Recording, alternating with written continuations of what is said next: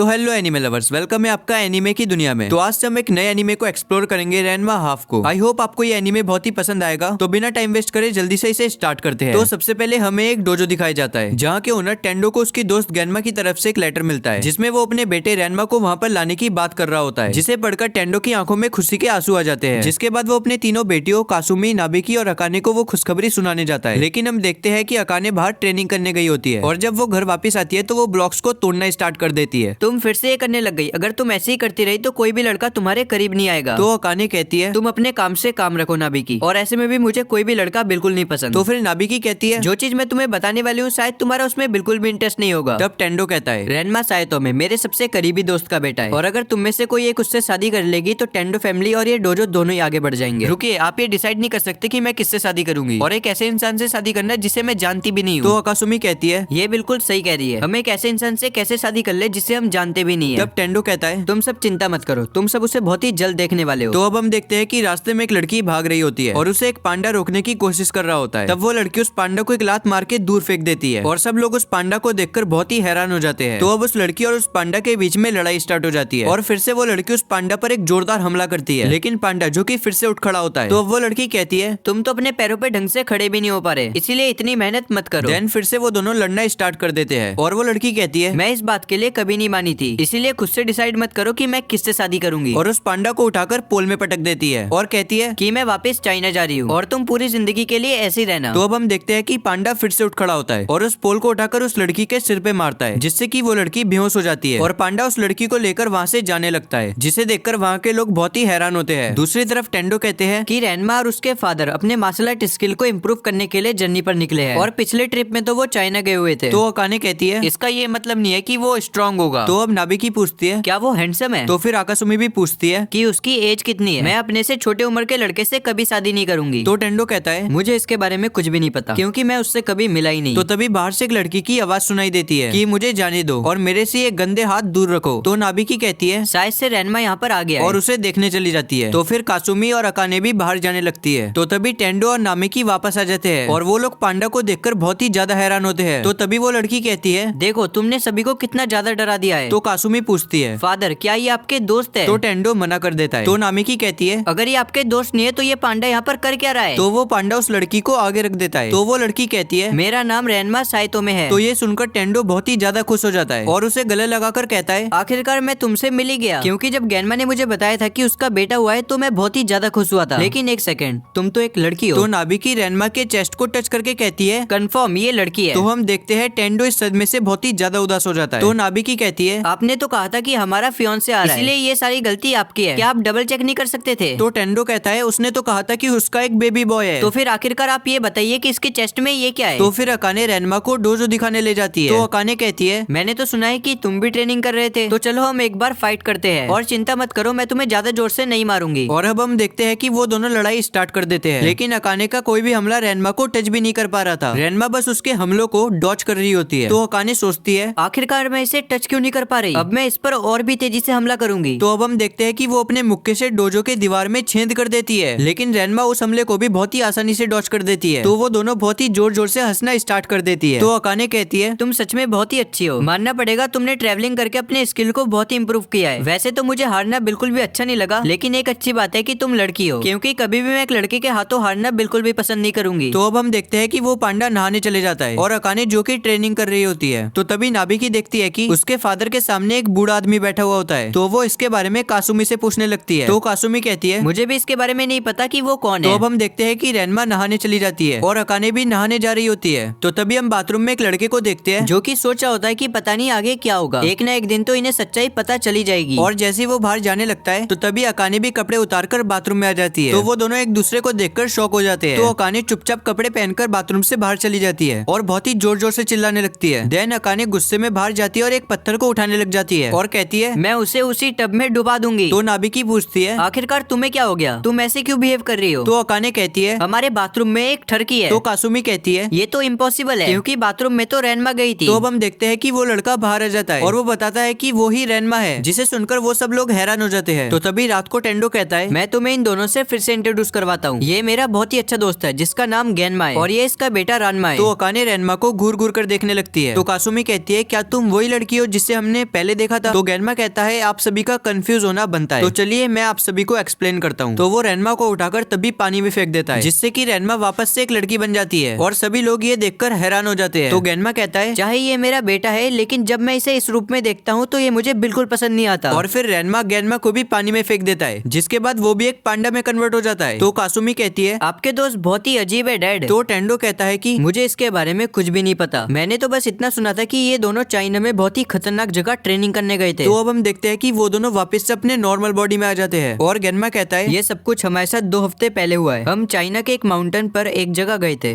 जहाँ का नाम spirit of the first mountain था। वहाँ पर बहुत सारी स्प्रिंग्स थी, जिसकी बहुत पुरानी पुरानी कहानियां भी थी। तब हमने वहाँ पर ट्रेनिंग स्टार्ट कर दी थी। तब रेनमा ने मुझे एक स्प्रिंग में फेंक दिया, जिसके बाद मैं पांडा में कन्वर्ट हो गया। तो तब वहाँ के केयर टेकर ने बताया कि जिस स्प्रिंग में मैं गिरा हूँ उसका नाम द स्प्रिंग ऑफ ड्रोन पांडा है। उसके अकॉर्डिंग 2000 साल पहले एक पांडा इसमें डूब के मर गया था, इसलिए जो भी इस स्प्रिंग में गिरता है वो एक पांडा में कन्वर्ट हो जाता है, जो कि एक कर्स की तरह है। जिसके बाद मैंने और रानमा ने फिर से लड़ना स्टार्ट कर दिया और मैंने रानमा को किसी दूसरे स्प्रिंग में फेंक दिया। जिसके बाद रानमा एक लड़की बन के निकलता है, क्योंकि उस स्प्रिंग में भी एक छोटी सी लड़की 1500 साल पहले डूब के मर जाती है। और तब से हम दोनों इस तरह कर्ज हो गए। तो अब हम देखते हैं कि रेनमा अपने फादर को पकड़कर कहता है आखिरकार आप मुझे ऐसी जगह पे कैसे ले जा सकते हैं? तो उसके फादर उसे पकड़कर वापस से पानी में फेंक देते हैं और कहते हैं कि तुम्हें याद नहीं है कि तुम ताकतवर बनने के लिए कुछ भी दाव में लगा सकते हो। तो रेनमा उन पे पानी फेंक कर कहता है मैं मरने के लिए भी तैयार था, लेकिन मैं अपने जेंडर को दाव पे नहीं लगा सकता। तो वो दोनों फिर से आपस में लड़ना स्टार्ट कर देते हैं। तो कासुमी कहती है आखिरकार आपने इतना खतरा क्यों उठाया? तो अब हम देखते हैं कि गेनमा के पास चाइना ग्राउंड की एक बुक होती है, लेकिन उसे चाइनीज पढ़नी नहीं आती, इसलिए वो गलती से उस जगह पे चले जाते हैं। तो फिर टेंडो गेनमा में गर्म पानी डालकर उसे वापस से इंसान में कन्वर्ट कर देता है और कहता है इसका मतलब तुम ठंडे पानी में गिरने पर लड़की और पांडा में कन्वर्ट हो जाते हो, और अगर तुम पे गर्म पानी डाला जाए तो तुम वापस से अपने असली रूप में आ जाते हो। चलो इसमें तो कोई भी प्रॉब्लम वाली बात नहीं है। अब मैं तुम्हें अपनी बेटियों से मिलवाता हूँ। ये है मेरी बड़ी बेटी कासुमी जो कि 19 साल की है, और ये है मेरी दूसरी बेटी नाबिकी जो कि 17 साल की है, और ये है मेरी सबसे छोटी बेटी अकाने जो कि अभी 16 साल की है। तो चलो अब इनमें से चूज कर लो, तुम इनमें से किसको अपनी फियांसे बनाना चाहते हो? तो कासुमी कहती है चलो ये तो डिसाइड हो गया कि इसकी फियांसे अकाने बनेगी, और नाबिकी भी इस बात पर एग्री करती है। तो अकाने कहती है क्या तुम लोग मजाक कर रहे हो? आखिर मैं ही क्यों? तो नाबिकी कहती है तुम ही तो कहती हो कि तुम्हें लड़के पसंद नहीं है। तो कासुमी भी कहती है ये तो बहुत ही अच्छी बात है कि ये आधी लड़की भी है। तो अकाने कहती है मुझे ठरकी लोग बिल्कुल भी पसंद नहीं है। तो रेनमा कहता है आखिरकार तुम ठरकी किसे बोल रही हो? और वैसे भी मैं पहले नहा रहा था, और गलती तुम्हारी है कि तुम वहाँ पर आई। तो अकाने कहती है एक लड़की को बिना कपड़ों में देखना बहुत ही बड़ी बात है। तो उन दोनों को लड़ता देख टेंडो और गेनमा बहुत ही खुश हो रहे होते हैं। तो तभी रेनमा कहता है मैं वापस चाइना जा रहा हूँ, क्योंकि मैं इस तरह नहीं रह सकता, तो इसलिए मैं अपनी बॉडी को वापस ठीक करके रहूंगा। और हाँ, मैं तुम्हें बता दूं, हम दोनों ने बिना कपड़ों में एक दूसरे को एक साथ देखा है, और वैसे भी मुझे मेरी बॉडी को देखने की आदत हो चुकी है, और इसलिए एक लड़की को बिना कपड़ों में देखना मेरे लिए ज्यादा बड़ी बात नहीं है, और वैसे भी मेरे तुमसे ज्यादा बड़े हैं। जिसे सुनकर अकाने को गुस्सा ही आ जाता है और वो टेबल को उठाकर रेनमा में फेंक देती है, और फिर थोड़ी देर बाद रेनमा को होश आ जाता है। और कासुमी कहती है मुझे माफ कर दो, लेकिन अकाने को बुरा मत समझना, वो दिल की बहुत ही अच्छी है, पर बीच बीच में थोड़ा गुस्सा हो जाती है। तो अकाने फिर से नहाने चली जाती है और सोचती है कि उसने कैसे कहा कि उसके मेरे से ज्यादा अच्छे हैं। आखिरकार वो अपने आप को समझता क्या है? तो तभी रेनमा भी वहाँ पर नहाने आ जाता है। तो वो दोनों फिर से एक दूसरे को बिना कपड़ों में देख लेते हैं, जिसके बाद अकाने रेनमा को एक जोरदार चांटा मारती है। तो गेनमा कहता है कि वो कितनी ज्यादा क्यूट और एनर्जेटिक फियांसे है ना। तो रेनमा कहता है उसमें क्यूट जैसी कोई भी चीज नहीं है। तो नाबिकी कहती है आखिरकार तुम्हें इतना फर्क क्यों पड़ रहा है अकाने? वो भी तो उस समय लड़की था। तो अकाने कहती है मुझे फर्क पड़ता है। तो वो दोनों एक दूसरे को घूरना स्टार्ट कर देते हैं, और रेनमा कहता है ये क्यूट बिल्कुल नहीं है। और इसी के साथ गाइस यहाँ पर फर्स्ट एपिसोड खत्म होता है। आप सब कमेंट करके बताने की क्या हमें स्टोरी को आगे कंटिन्यू